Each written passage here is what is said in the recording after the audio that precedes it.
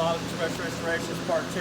Moving into a new shop, you kind of get an idea on some of the things we have here over here. Anyway, we have an old 470 unit we pulled out.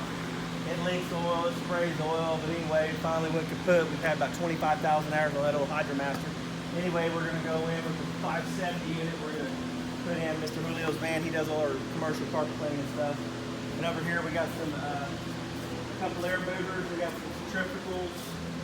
Then we got a couple box fans over here. Then we got some portable power. We got a 3-phase 208. Some spider boxes / turtle boxes. Then we got a few DUs over here. We got roughly 200 DUs. This is 80/50 here. We're trying to figure out how we're going to organize. So on a rental fleet and people and our trailers and different things like that. You can reach Bob at area code 405-922-8891 for rental in Oklahoma City, Edmond area, or water damage or pack out service. Thank you, and everybody have a great day.